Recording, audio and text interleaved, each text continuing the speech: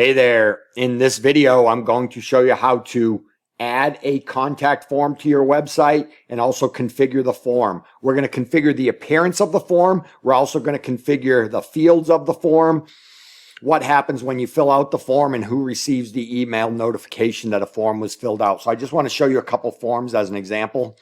Here's a site that I had built. I click on request more info. A new page opens. This is a form right here, asking for name, email, phone number, where they currently live, where they wish to move to, and if there's anything they would like to tell us. Here's another form right here, asking for name, asking if they're a licensed real estate agent, if so, what city and state, asking email, phone number, plus having them write me a story about what they would like me to help them with. Last form right here on the bottom of a community site, pretty simple, asking name, email, phone number, and a message. One thing to be aware of is when people fill out these forms, they want to be contacted. So these would be high quality leads. So forms generate high quality leads. There is no forced registration, okay? So I'm going to jump into the bestsitebuilder.com and I'm going to click on the Cheetah drag and drop site builder. And we're going to access the site that we've been working on so far as a demo for these videos. So I'm going to click on edit site. I'm going to go to page 3. And when I go to page 3, I'm going to just refresh your memory on a few things and show you a couple new things while we get to the steps of adding a form. So this gray box right here is an element, is a panel. So there's a panel and there's 4 elements on it. And these elements are all buttons. And I can move elements anywhere I want on the panel, right? So I can move these anywhere I want. I could also resize this panel right here by doing that. I could also click on the panel. I could click edit and I could click background settings and I could change the background color of the panel, right? So that's just a quick refresher. Now, this space right here, that is blank space. I cannot do anything. I cannot add a contact form or anything right there. So I must add a panel. You always have to add panels first. I'm going to add a blank panel and there's the blank panel right there. I am going to click in the panel and I'm going to resize the panel. I'm going to use this as an opportunity to tell you about something. All new panels get added to the bottom of your website, but you can move them around. So I'm going to click on edit. And then over here, I'm going to find this button right here. It says order panels. And I can click on the panel. I can move it to where I want it. I can click move and boom, just like that, the panel has been moved. So now we have a blank panel here. I'm going to double click on this text and I'm going to change the text. Fill out contact form below, right? For more information, I'm not going to type all that. And I can click out of it and now I have that text there. I can also click on the element. I can click center and it will center the element on the panel. So it just centered that text on the panel. Now, the next thing we want to do is we want to add a contact form. A contact form is an element. There are 2 types of contact forms. There's the basic contact form that asks for information. It does not add the lead to any database or anything. It just notifies you that somebody filled out the contact form. I use contact forms a lot, but I will be transitioning to email marketing forms. Email marketing forms work the same way with one exception. The lead is added to your database and the database is in something called Mailing Boss. And in Mailing Boss, there are lists. So I could set up a list in there and I could say, okay, this list is all VA homebuyer leads. And then I can actually set up Mailing Boss to activate drip email campaigns, and it gives me an easy way to communicate with leads. Contact forms I consider basic. Email marketing forms are advanced, and we're going to get there with me. I'm going to start using them myself. But for now, I click on, let me do one more thing. Oh, no, I'm good. Let me click on contact form. And just the hesitation there is I wanted to change the background color of this panel, but I don't need to because the contact form I'm going to grab is this one, and you can clearly see the fields and stuff, okay?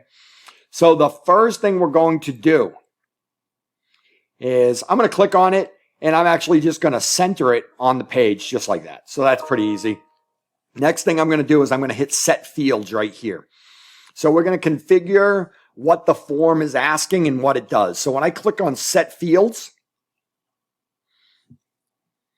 the first thing I want to do is I want to say, okay, when somebody fills it out, I want you to email me. That's where I put in my email address and the subject. So I might put in new contact from this website, and I would name it, right? So if it was VA, I would know where the lead is coming from. After they fill out the form, we can do a redirect. We'll talk about that in a couple minutes. Message when it's sent. Thank you. Your message has been sent. We will be in contact soon. Period. And I'm going to click save. It's good to click save once in a while. I'm going to click on set fields again.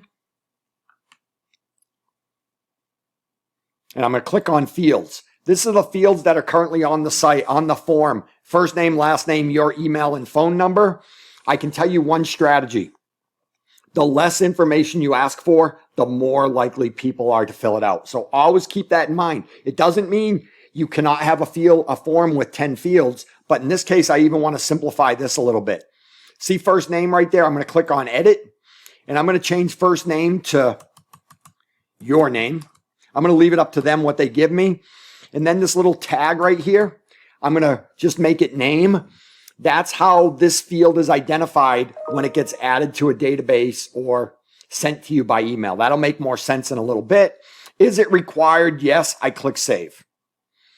Last name, I'm actually going to delete. I don't need it. Your email, I'm going to leave. And phone number, I'm going to put in your phone number. And I'm going to leave it just like that. Tag is phone number. Is it required? Yes, I'm going to click save. Let me hit save. And you can see now my form has 3 fields. I do like to add a 4th field. I like to give them an option for a comment. So all I do is I click the plus button right here. I'm going to do text area. Text is a small box. Text area is a bigger box. You can also do passwords, check boxes, radio boxes, select dates, date, time. I'm going to do text area, and I'm going to put in message, and I'm going to tag it message. Is it required? Nope. Is it visible? Yes. I'm going to click save, and I'm going to click save again, and there's my form right there, okay? So that is configured. Let's say once they filled out the form, I wanted to send them somewhere. And let's say I wanted to send them to this website. I'm only doing this as an example. I could click on that URL right there. I could come back over here. I could hit on set fields. And then on action, I could put it right there and hit save. And I could hit save. And that's now what the form looks like, right? So let's go to the website real quick. Actually, I can't get to that page. Maybe I didn't have a menu button. Let's see if I named it page 3 and I can get there. I'm not sure. There it is. So I could fill this out. Dave at Valley. I'm just going to put in .com. I'm going to put in 888-888-8888. And I'm going to put in thank you. I'm going to hit get instant access, which we will configure that word. See, it brought me to a different site. That's the action after somebody fills out the form. I should also receive an email here in a second. And we'll give that a minute. I'll show you what the email looks like in a minute, okay? So now, we're back here. Let's click Edit Contact Form, and now we're going to change some settings or change the appearance of the form. So I just can click on General Settings, and I could show the label, not show the label. I could show the placeholder, no placeholder. I could just show the label. I tend to like to show the placeholder with no labels. Size, pretty self-explanatory. You can resize things like the button width of the form, the button height, and margins, right? So you can move that button around. Field style, we can change the font sizes, stuff like that. Let's take a moment. Let's go back to my email, and I'll show you what, nope, I thought that was going to be the lead. Didn't get it yet. General colors. So this is the general colors of the button here. So I could change the color. I could have it red as the primary. When they hover over it, I could have it turn gray, and I could leave the text white. All pretty self-explanatory. I'll hit preview just to show you what I mean. See what happens when I mouse over it. Okay, go back to editor. I'm going to open my little edit tab out over here. I'm going to click on the form. I'm going to click edit again. Okay, I'm going to close general colors. You can put borders. You can make your borders round. Headline. Headline are the words that are on the button here. So I could hit headline and I could type in here. I could delete that and I could type in request more info. And I gotta be honest, I'm not sure why that didn't change.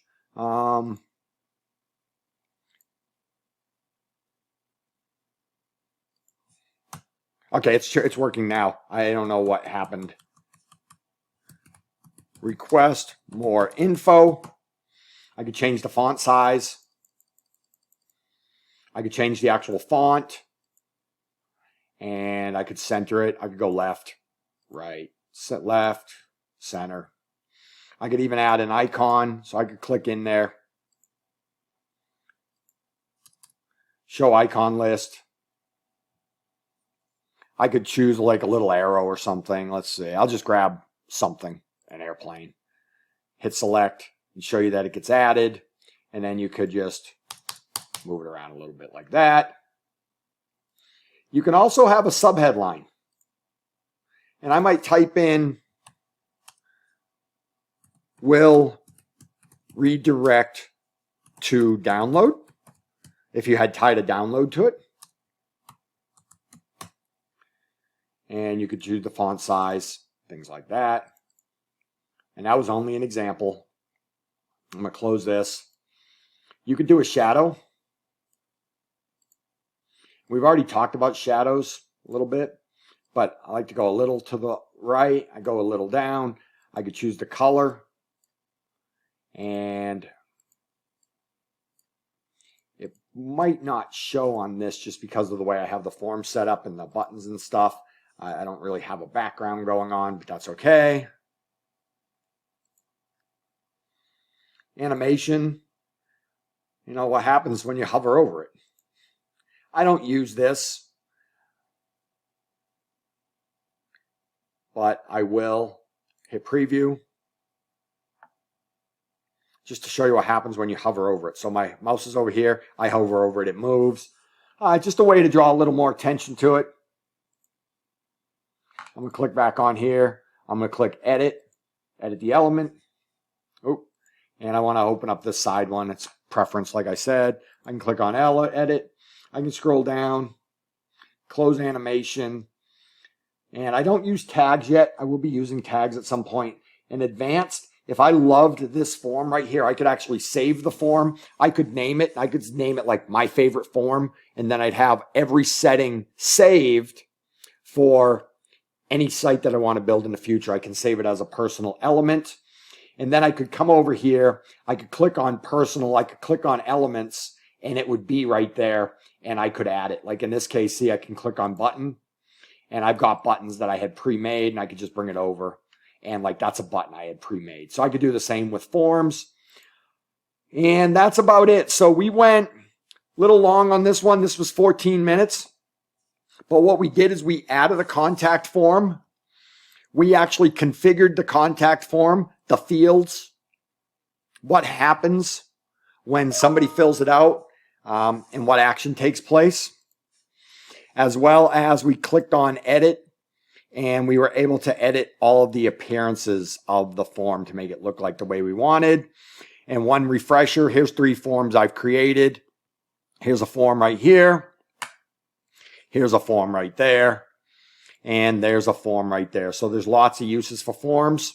Let's go to my email real quick and see if I got it. And I did not. So my guess is, I know why. I was in preview mode and I hadn't activated the form yet. So once I publish the site, Oh no, I know what it was. Yeah, once I publish the site, it would be live and I would start to receive contacts from the form. So don't let that bug you. Everything works fine. Fill it out, build a form, test it out yourself, confirm that you get it. And actually, I can show you one from earlier today. I can type in veteran here. And I got a lead this morning right here. And here's what it looked like. Actually, he filled it out last night. I responded this morning, but this is what his email looked like. And this is the form that I asked for: his name, email, phone number, his current city, his future city. He gave me a note here. The subject is contact from Veteran Home Loan. You'll see that, and the site the lead came from. So I have everything I need there to get started. So that's it. Hope this helped.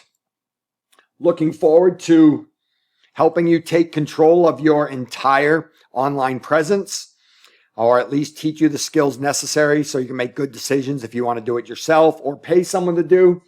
The next video is going to be very simple, adding an image to a panel. And I'll go back to the home button on this website.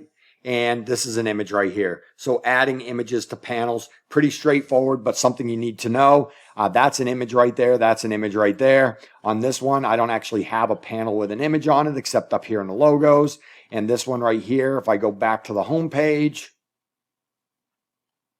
this is an image on a panel. This is an image on a panel. These are images on panels. This is an image. So that's what we're going to be doing next. Take care, and hope to talk to you soon. Again, www.thebestsitebuilder.com.